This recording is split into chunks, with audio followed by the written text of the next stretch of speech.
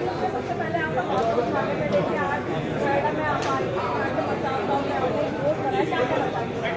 देखिए, ये लोकतंत्र का सबसे बड़ा उत्सव है, हमारे राष्ट्र का सबसे बड़ा उत्सव है मतदान देने का।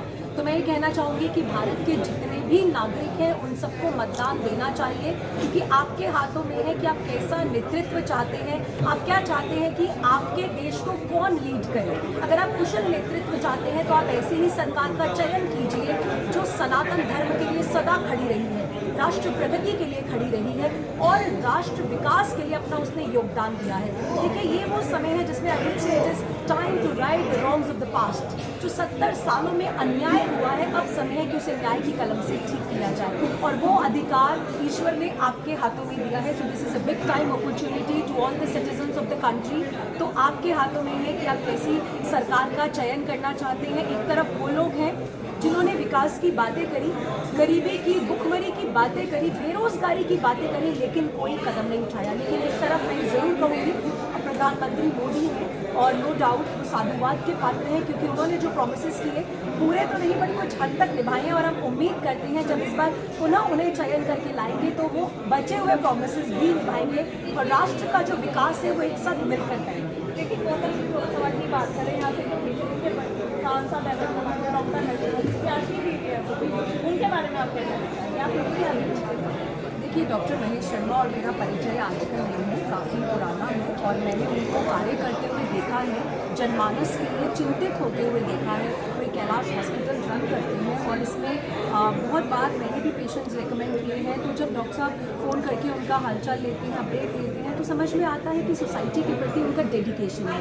फिर एक तरफ नोएडा की आप डेवलपमेंट देख लीजिए, पहले यहाँ पर महिलाएं सुरक्षित नहीं थी, अब महिलाओं के अंदर एक सुरक्षा का भाव है, कितनी बड़ी बात है। कमिश्नरेट आ गया है, यहाँ पर हेल्पलाइन नंबर्स हैं, साथ ही साथ जो डेवलपमेंट है, जो विकास है, तो डॉक्टर महेश शर्मा के नेतृत्व में ये सब हुआ है। और मैं ज़रूर कहूँगी कि जो आपके नॉमिनेटेड सांसद हैं, आप उन्हें भारी मतों से विजयी बनाएं, ताकि नोएडा की गौतम बुद्ध नगर की जो डेवलपमेंट है, जो प्रगति है, वो और तीव्र गति से आगे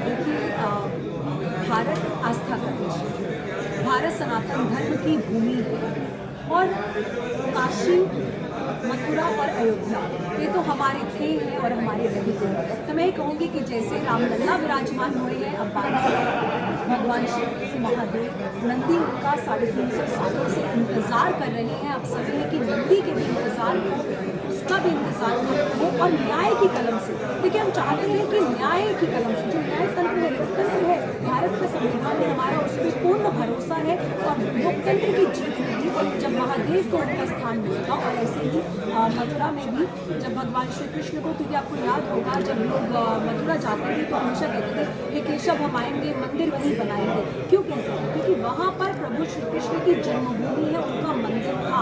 लेकिन जब आक्रांता आए तो उन्होंने मंदिर को ध्वस्त कर दिया। अब देखिए, सोचने की बात है कि आक्रांता आए, उन्होंने हमारे मंदिरों को ध्वस्त क्यों किया? अयोध्या, काशी, मथुरा की आप बात कीजिए, वो द बिजनेस सेंटर्स नो, वो द मिलिट्री सेंटर्स नो, लेकिन फिर ऐसा क्यों किया? उस समय क्या वो टूरिस्ट स्पॉट थे? नहीं थे। लेकिन क्यों किया ऐसा? क्योंकि वो जानते थे कि अगर आप हमारे मंदिरों को ध्वस्त कर देंगे तो हमारे मान, हमारे गौरव को ध्वस्त कर देंगे। लेकिन अब समय हमारे मान और हमारे गौरव को पुनः स्थापित करने का। इसीलिए मैं मोदी सरकार से ये अपील करूंगी कि आप उस पर भी निरंतर कार्य कीजिए और ये मान, भारतवासियों का खोया हुआ मान पुनः लौटाइए। हम 10 न्यूज़ से बात करने के लिए आपका बहुत देखिए, 10 न्यूज़ को मैं बधाई देती हूँ, शुभकामनाएं देती हूँ। आप लोग अच्छा काम कर रहे हैं, जन जन तक ये संदेश पहुँचा रहे हैं। Many congratulations to you, keep up the good work that you are doing, God bless. Thank you for